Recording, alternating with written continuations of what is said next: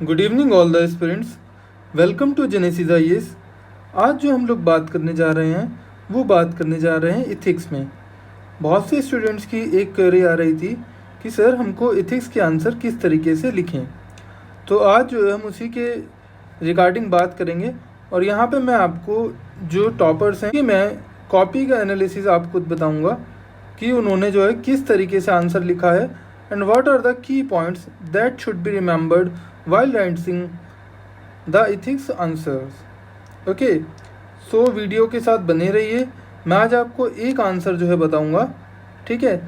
तो आप जो है हमारे चैनल को सब्सक्राइब कर लीजिए, क्योंकि यहाँ पे आगे भी जो इथिक्स की केस स्टडीज़ हैं वो भी आएंगी और जो हमारे कीवर्ड्स की एक सीरीज़ चल रही है वो भी आएगी। आप जाके और वीडियो में देख सकते हैं। तो चलिए स्टार्ट करते हैं। तो सबसे पहले मैं बता देता हूँ कि जो भी इम्पॉर्टेंट चीज़ होती है इथिक्स में आपको आंसर राइटिंग लिखने के लिए, वो सबसे ज़रूरी क्या होता है। तो यहाँ पे मैं आपको एक नोट के थ्रू बताता हूँ इसमें कि इथिक्स में जब आपको लिखेंगे तो आपके लिए सबसे ज़्यादा इम्पॉर्टेंट क्या होता है, ठीक है। तो आप इसमें देख लीजिए कि जैसे सबसे पहले क्या करना होता है आपको। जैसे इसमें 3 पार्ट होते हैं इथिक्स के आंसर राइटिंग में। हालांकि हर आंसर में 3 पार्ट होते हैं, लेकिन मैं आपको इथिक्स के रेफरेंस में बताता हूँ, ठीक है। तो इसमें आप देखिए, जैसे आपको क्या रहता है कि इसमें जैसे इंट्रो होता है, तो इंट्रो में आपको क्या करना होता है, जो भी क्वेश्चंस में की टर्म्स होती हैं उनको डिफाइन करना होता है ना।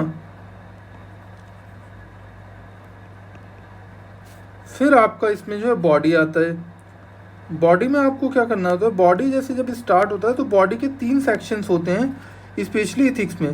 पहला होता है आपका मतलब फ्लो चार्ट। आप मतलब फ्लो चार्ट के थ्रू जो है दिखा सकते हैं जो भी, जैसे बहुत सारी कॉम्पिटिंग वैल्यूज़ होती हैं। अगर हम इथिक्स की बात करें तो इथिक्स का पर्पस क्या होता है, ठीक है।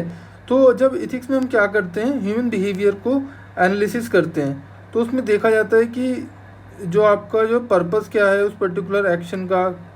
क्योंकि हम इसमें क्या करते हैं, ह्यूमन एक्शंस को एनालिसिस करते हैं, तो उसके कॉन्सिक्वेंसेस क्या हो सकते हैं वो हम देखते हैं। फिर आप देखते हैं कि उस किस सर्कमस्टांसेस में वो लिया है। तो आप उसको इस तरीके से ट्रायंगल फॉर्म में या कोई अदर फ्लो चार्ट बना के दिखा सकते हैं कि सपोज आपको कोई मतलब कोई एक्शन लिया है किसी ने और आपको दिखाना है उसका एक्शन सही है, तो उसको मतलब आगे क्या क्या किस फैक्टर्स की वजह से वो एक्शन सही है। फिर अगर आपको दिखाना है कि वो एक्शन गलत है, तो उसमें आपको देखना है कि हाँ वो किस एक्शंस की वजह से वो जो फैक्टर है वो गलत है, ठीक है। तो ये आपका एक फ्लो चार्ट वाला पार्ट हो गया। फिर अब आते हैं हमारे सेकंड पार्ट पे जो बॉडी का होता है बी पार्ट। तो बॉडी के बी पार्ट में क्या रहता है, बेसिकली बॉडी के बी पार्ट में आपका आ जाता है कि जो एग्जांपल्स और आप जो आर्गुमेंट देंगे। इथिक्स के क्वेश्चन में ये बहुत इंपॉर्टेंट हो जाता है कि हमारे जो आर्गुमेंट्स हैं वो बेसिकली हमारे जो एग्जांपल्स के साथ सिंक होने चाहिए। सपोज़ अगर मैं बात करूँ, अगर मैं करेज की बात करूँ या इंटीग्रिटी की बात करूँ, ठीक है, या मैं आपसे बात करूँ विजडम की, ठीक है। तो इसमें आप देखिए, आपने ये तो बता दिया कि मतलब जैसे courage, integrity and wisdom are the holy trinity. ये मैं फॉर एग्जांपल ले रहा हूँ।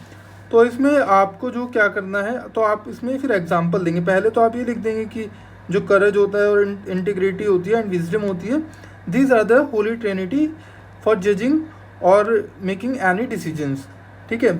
तो अब ये किस तरीके से वर्क करते हो, इसमें आप एग्जांपल क्या देंगे। इसमें आप एग्जांपल दे सकते हैं हमारे फ्रीडम मूवमेंट का, ठीक है। जैसे फ्रीडम मूवमेंट क्या करा था, गांधी जी ने जो करेज दिखाया था कि मतलब वो एकदम आंदोलन करा था, अंग्रेजों से लड़े नहीं थे, क्योंकि वो अपने कॉज के लिए, उनका कॉज जो था वो उसके प्रति उनकी इंटीग्रिटी थी और उनकी विजडम थी अपने मेथड्स में कि जो है वायलेंस जो है, नॉन वायलेंस के थ्रू जो है हम लोग आज़ादी जो है गेन करेंगे। तो आप इस तरीके से बी पार्ट होता है आपका जो आर्ग्यूमेंट है, उसको आप एग्जाम्पल के साथ जस्टिफाई करें। फिर इसमें सी पार्ट आता है आपका ओपिनियन, ठीक है। जब मैं यहाँ पे आपके ओपिनियन की बात कर रहा हूँ, तो इसमें सबसे इम्पॉर्टेंट चीज़ क्या आ जाती है कि आपको इसमें अपना ओपिनियन नहीं देना है, इसमें आपको एक्सपर्ट्स के ओपिनियन देना है।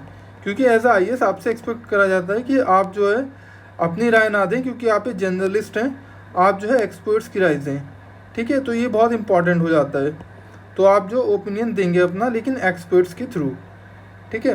तो ये इस तरीके से आप अपनी बॉडी लिखेंगे। फिर इसमें आप जो है जो की टर्म्स होती हैं बेसिकली, जैसे आपने इथिक्स में देखा होगा, जैसे फाउंडेशन वैल्यू जो सिलेबस की की टर्म्स हैं उसी को आपको जो है अराउंड द आंसर लिखना है, ठीक है, आपको इससे अलग जो है नहीं लिखना है।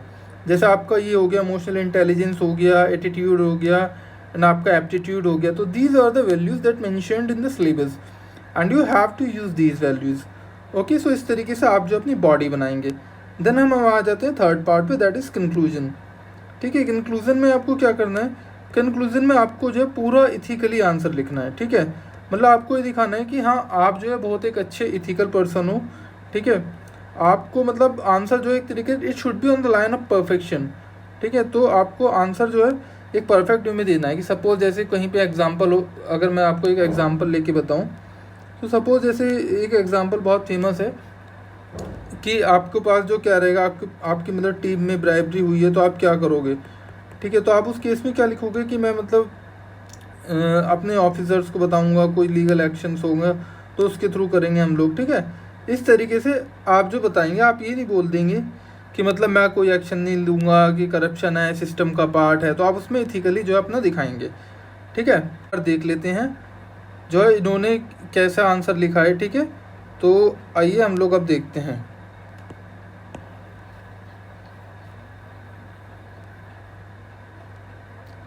टॉपर्स की कॉपी बहुत इंपॉर्टेंट होती है, तो आप जो है उनकी कॉपीज़ को देखिए और हम भी अब जो है उन्हीं की कॉपी को एक बार देखेंगे। ठीक है, तो ये देखिए जैसे क्वेश्चन बोल रहा है कि why does cultural relativism supposedly makes us more tolerant of other cultures and critically examine the view that moral values are relative. Okay, so that is the question. तो इसमें देखिए सबसे पहले कि जो मैंने बोला ना कि डेफिनेशंस क्या होती हैं, जैसे इसमें सबसे पहले आपको डेफिनेशन देनी है, तो इसमें जो कीवर्ड्स क्या है वो है कल्चर रिलेटिविज्म में। ठीक है, फिर इसमें क्या है टॉलरेंट, एक इसमें जो वैल्यूज़ है, फिर इसमें क्या है कि मोरल वैल्यूज़, ये 3 की टर्म्स हैं। तो इन टर्म्स को जो डेफिनेशन देना होगा। अब जैसे जो मैम ने क्या करा है, देखिए बहुत अच्छे से करा है कि इन्होंने क्या करा है कि कल्चर रिलेटिविज्म को डिफाइन करा है कि इन्होंने बोला है कि implies the moral values vary from culture to culture. ठीक है, हाँ,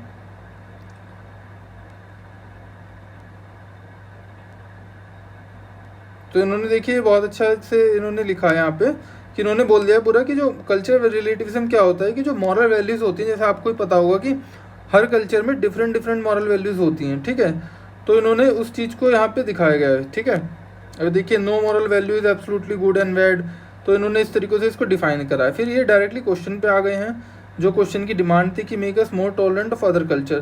देखिए राइटिंग के बहुत अलग अलग एस्पेक्ट्स हो सकते हैं, इन्होंने फ्लो चार्ट का यूज़ नहीं करा है, इन्होंने पॉइंट्स का यूज़ करा है।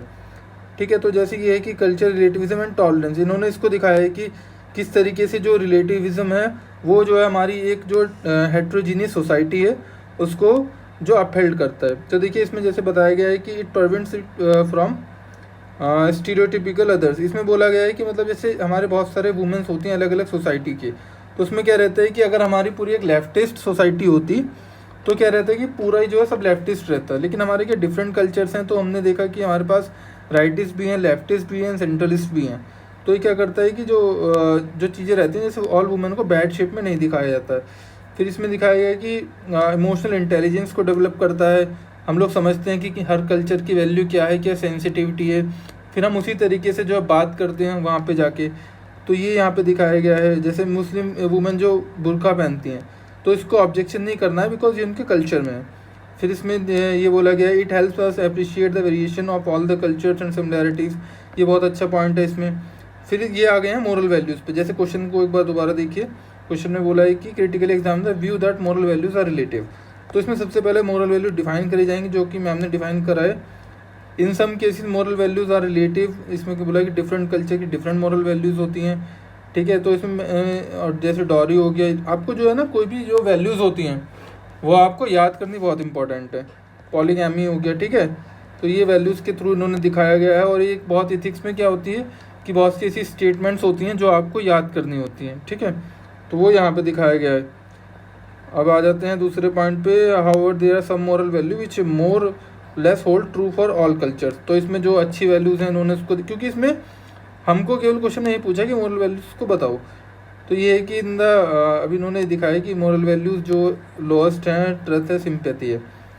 अब दूसरा है इसमें दिखाया गया कि thus there is no absolute criteria about moral values but certain values which hold the society together seem to be universal.